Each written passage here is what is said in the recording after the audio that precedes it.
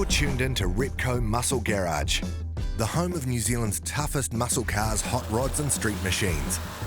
Proudly brought to you by Repco, in association with Mount Shop, Maguire's and Rislone. Later on, we catch up with the quintessential beach hop power couple, Matt and Beth Chaplin of Chuck the Truck fame, for a wide-ranging conversation. But first, with a little help from our mates at the Mount Shop, we're heading down Whanganui Way to take a look at a bit of a rare sight on NZ roads, a 1970 Rambler Hornet SST. It belongs to Barry Lethbridge, who's typically a Falcon guy as a rule. He'd long been aware of the unusual attention-grabbing Rambler though, and was keeping an eye open while working in Australia. Eventually, his chance came to pick one up from a workmate. Unfortunately, it had been thrashed on the Summonat skid pan, so wasn't in the best shape. It needed a good home, plus some TLC to bring it roaring back to life. I saw one parked on the side of a road in Currumbara a long time ago and thought, gee, I like the shape of that. And I didn't really know what it was. I got it from a subcontractor at the CSIRO. We just got to talking about cars and that sort of thing, and he said, I got a Hornet. So the next day, I get to work and he asked me if I wanted to buy it. And the rest is history. The engine was toast and the gearbox was toast, but the body was in good nick. Yeah, that was the reason why I bought it, because it cost a fortune to repair bodies on them, on any car actually. Designed to compete with imported vehicles in the 60s and 70s US market, the AMC sedan is relatively compact for an American vehicle of the era, but roughly comparable to an XY Falcon or HQ Holden. However, with an angular shape and distinctive guards, the looks could only be AMC. And while the brand's familiar, the lesser-known Hornet always attracts attention. I knew they were a fairly rare car. That's why I brought it back with me. Well, you just don't see them. They're an unusual car. I just loved the shape of the car. I loved the flares. And it was different, something that's not your general 56 Chev or 66 Mustang. And you drive that into a car show and everybody wonders what it is. So it generates a lot of interest. Relocating to New Zealand, Barry started to focus on the rebuild in earnest, utilising a stroke 302 Windsor that had originally been sourced from an XR Falcon. We stroked it out to 347, it's got flat tops in it. It was running 289 heads on it that had been massively ported, and it had a tunnel ram on it with twin 45 Hollies on it. So when I was in Australia, I also bought a set of Ford Racing SVO heads for it and put those on it. Since then I've got rid of the tunnel ram and put a 750 double pumper on it and changed it to an Edelbrock Victor Junior manifolds and a bit of a cam in it to help it breathe. Well, the brakes, it's got a 9-inch diff in the back with disc brakes, and the front is running Bendix 4-pot calipers in the front, so that seems to pull the old girl up quite well. I just tried to keep it as original as I can. Apart from the 9-inch diff and the motor and the gearbox, if I could have found a 360 AMC motor, I would have put it in there. The interior is original. It's from the out of the other car. I just took the seats down to an upholsterer and got him to upholster them the same as what came out of the other car. But I quite like the interior, it's different. It's just the way they made it, with the bubbles in the seat. Pleats, I think you'd call them, something like that, I don't know. But I just like the look of it. Barry's attention to detail is also reflected in the paintwork. A smooth black base has been laid in Zerillic green to create a striking multi-layered finish. We painted it originally here in the shed. I was pretty specific what I wanted done with the paint. I wanted a Zerillic pearl put in the clear, and it just makes paint, when the sun hits it, it just pops. So that's my own formula, that one. It drives really, really nice. Apart from it being a bit noisy, oh, it turns heads, yeah. Yeah, they just about drive off the road. They wonder what it is. So, the Rambler gets a lot of attention. But it's not the only notable vehicle Barry has in the garage.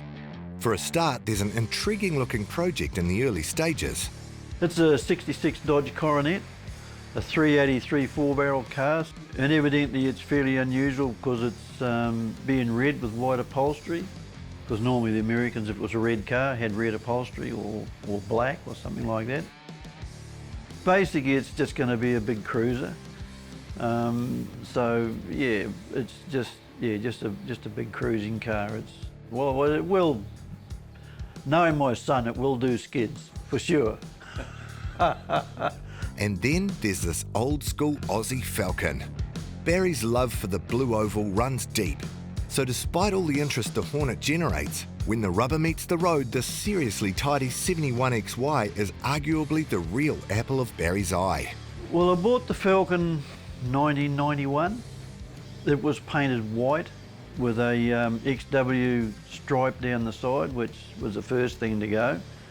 An XW stripe on an XY, it just doesn't look good. It had a bit of rust around the boot lid, so I fixed all that, and always wanted to build a Boss motor. So that's got a Boss 302 in it with Cleveland heads and that sort of thing, which makes it a Boss. Basically, that's just the shape of the car. They're awesome, yeah. It's a timeless shape. Yeah, doing up cars, I've done a lot of and wrecked them and done a lot up, yeah. It's just, yeah, second nature, I guess. Well, it's not that I wanted to wreck them, it was just that you'd buy an XY Falcon for $250 and you'd buy it for the motor or the gearbox. They were a dime a dozen and they were dirt cheap. I mean, now people say, how could you do it? It's sacrilege. I mean, the money they ask for a Falcon that we paid $250 for, they're paying $30,000 and $40,000 for them. So there's a few cars in Barry's stable, but to any car fan, the Rambler Hornet is something pretty special. A serious street car and a serious conversation starter. It makes an impression for all sorts of reasons. As it stands, it's the real deal, but you get the sense the journey isn't quite over yet. I'm happy with it, yeah, I'm happy with it.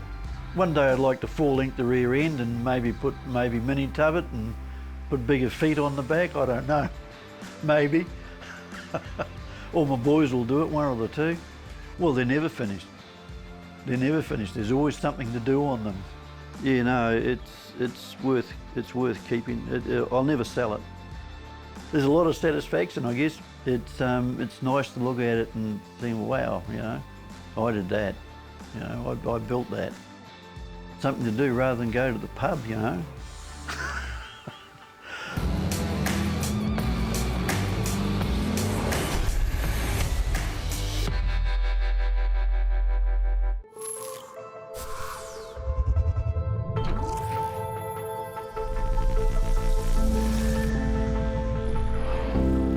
Advanced protection of hybrid ceramic. Whoa. Now in 3 easy-to-use products.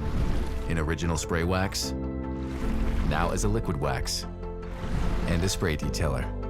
Meguiar's hybrid ceramic family with advanced SiO2 technology. Meguiar's, ceramic made easy. Rizlone has been in engines almost as long as engines have been in cars. Why? Because from then until now, there's never been a perfectly clean fuel. This means every time you fill up, you're adding pollutants and contaminants to your fuel system. Rizlone Fuel Injector Cleaner can cure those woes and help save your engine. Rizlone Fuel Injector Cleaner adds an upper cylinder lubricant, providing double the cleaning power out of the same bottle. We know something about aging well, so when we say it's your engine's fountain of youth under a screw top, you can count on it. Rizlone is the original engine tune-up. Available at participating stores near you.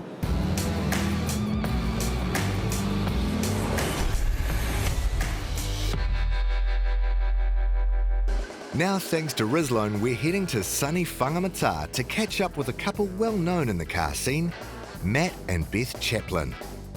For a start, they run a shop, JCD Customs and Marine, and for many years the Chaplins have also been a bit of an institution at their local event, Repco Beach Hop, thanks to the infectious combination of their trademark rock and roll outfits and moves, plus their pickup known as Chuck the Truck. And they've got several other classics besides, one in particular that comes with a great story. Yep, it's fair to say that more than most, the Chaplins truly live and breathe car culture. I guess the passion would be that we both had a classic as a first car, and then we got into rock and roll, done a lot of club stuff, and we loved dancing, loved having fun. It's not about having to do everything 100% correct, it's just smiling and having a good time. And it was something we could do as a family. We could chuck the 3 kids in the back seat, go off for an evening, go out for a cruise. They were stuck with us. They had to talk to us. It was great. One person who's had a lot to do with Matt and Beth over the years is beach hop organiser Noddy Watts. In many ways, he obviously sees them as early adopters of the event's amazing atmosphere and as people who helped set the tone for what Repco Beach Hop is today. Going back over a decade, there was this family that used to turn up, and Mum, Dad and the kids were all dressed up in their rock and roll gear. They were dancing, they had the cool car, and it was like, wow, these guys are really cool. And we've got to know them over the years, and they were kind of some of the pioneers of getting dressed up at the festival. Today, everybody does it, but we've watched this family grow up, and the kids have got older and teenagers, and their car collection's growing. So we're going back to like 10 plus years that we've known them and got to know them really well. I really believe that Matt and Beth are the quintessential beach hoppers, you know. They've got the cars, they've got the music, they've got the fashion. They are the whole package, which is what the festival's all about. In these days, beach hop wouldn't be beach hop without Chuck the Truck. As Matt will proudly tell you, Chuck's so customised it's basically a Frankenstein's monster, and the exterior's equally outside the box, with bodywork that doubles as a blackboard, creating an amazingly engaging spectacle wherever Chuck goes. Chuck the Truck, which we built in 2014, which is a 1940 Ford pickup. Most people know Chuck the Truck, but it's a blackboard truck that gets everyone going. So you have to walk away. You have to fight yourself to walk away from standing there watching and talking to people. Bought it in 2013 in bits.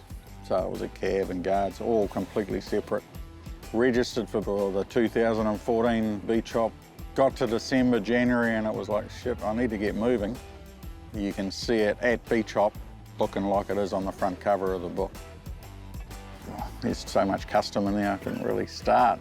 So no, it is not one car. So it's running a Hilux chassis, BA Falcon front rotors, Nissan 4-pot calipers, Ford 9-inch diff, custom deck, section floor, firewall step back, 460 big block engine, C6 trans, pretty much custom everything, and it's got a loudest truck horn. So why Chuck the Truck?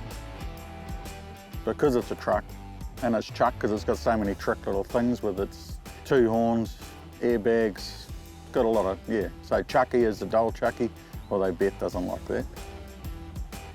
Chuck's so popular because he's a bit interactive and makes a lot of people smile. It's cool when you drive down the street and it's, oh, there's Chuck. Being an icon's quite a lovely feeling, actually. It's, as you say, you drive down the street, it's Chuck, and they all want to ride or stop somewhere, and the flocks, they flock. As I said before, you have to drag yourself away, otherwise you could be there all day. And rubbing things off that should not be on there. Yeah. Plenty of C's and B's on there. Beth's in on the act too, of course, but her ride's at the other end of the spectrum, as the super straight 58 Fairlane is essentially stock. The perfect embodiment of the rock and roll aesthetic, the Fairlane's clearly her pride and joy. So my Lola is a 1958 Ford Fairlane, 2-door pillarless. She runs a 352 big block. And I've had her probably 15 years. We were looking for a car and I couldn't decide what we wanted. So we've seen her on the side of the road outside our workshop, and I said to Matt, she's going to be ours. And he took her for a drive and that was it. Oh, she's just pretty. She's original, she's not a show pony, she's a driver. Like I would take my kids to kindy in her because I could. We'd go and get McDonald's with the kids ordering McDonald's because I could. When I got her, she's pretty much as she is now. We've added white walls and we've had her turquoise resprayed. And other than that, she's exactly the same. She's beautiful. She just drives beautiful. She sounds beautiful. I smile from ear to ear. She's just, yeah, she's perfect. Yes, definitely notice heads turning. I love the fact that they love Lola as much as we do. Also, thanks to Maguire's, there's one classic in the Chaplins stable that deserves a special mention. This 65 Ford Falcon XP. For a start, thanks to Beth, it's a car that Matt's actually owned not once, but twice. So I guess when I first fell in love with it, I was walking down the main street of Thames with the boys on a probably Friday night in the big metropolis, and then seen it was for sale. So yeah, bought it when I was 16. Did a tour down the line and the bonnet flew up. So then that led into getting it stripped down, and I probably went further than most. So yeah, finished that in 18. I sold it at 19 because things change, and I always kick myself for selling it. And cars weren't quite the thing. It wasn't like there was a massive group of people into the same thing. Probably girlfriend, she wasn't probably into it at the time and probably just had enough of it. Many years passed, but then a serendipitous moment led to a pretty cool idea. I first heard about the Falcon through Noddy, who mentioned to me that he had seen photos of a Falcon that was in Invercargill, and that a friend of ours was going to have a look at it, and it had the number plate DY8180, and I knew that that was Matt's first car. I rang the man, I paid what he asked for it. I arranged for it to come up on a transporter and hit it at a friend's house. My friends got it working. They put a tote tank in the back with some petrol in it so the kids could drive it down to Matt's birthday. And yeah, then Matt got his first car back. He was absolutely speechless. And Matt's normally a man of few words anyway, but you could just feel that when he recognised it was his car, he was like in disbelief. Yeah, and it was his kids driving his car. Yeah. Not a very big emotional person, but yeah, I was pretty blown away. And I think I seen it driving down the road and I said, that's my car. And then it got closer and seen the number plate, and then the kids were driving. And then I hopped in and I just stroked the dash. It was like, well, welcome home. It sounds a little bit creepy, stroke the dash. That's what I did. Bloody proud. Proud of our kids for doing that, wanting to be there for their dad, that they knew the secret that Matt didn't. I think we're lucky. Yeah. We've been together since we were 21. We're now old for arts, yeah, but yeah. You're 51. Shut up. I'm not 51. Shut up.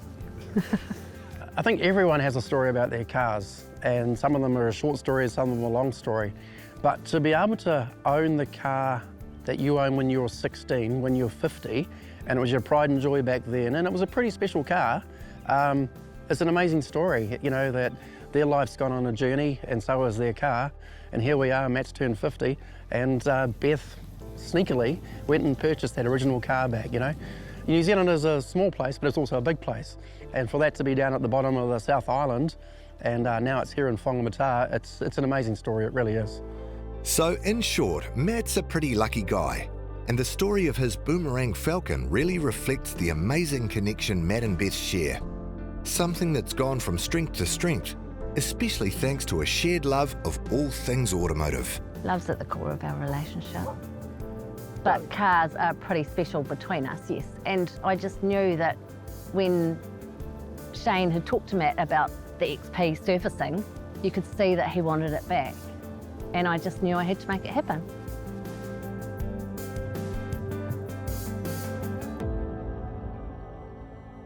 Feel like your car could do with some TLC? No worries, we've got every base covered.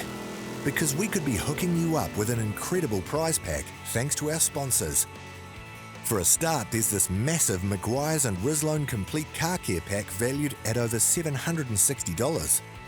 Thanks to Repco, we've also thrown in this amazing Mech Pro tool chest valued at $724. To stay on top of everything underneath, there's a $500 Mount Shop voucher. And last but not least, you'll also score a year's subscription to NZ-V8 magazine. That's a total prize pool of nearly $2,000. To enter, just head over to themotorhood.com and hit the Repco Muscle Garage link on the homepage. The winner will be drawn at the end of the series, so make sure you get amongst, because this prize pack is one major haul. Good luck. Repco Muscle Garage was proudly brought to you by Repco. It starts with the parts. Mount Shop Undercar Specialists. Maguire's, people who love cars love Maguire's. And Rislone, high performance additives for high performance vehicles.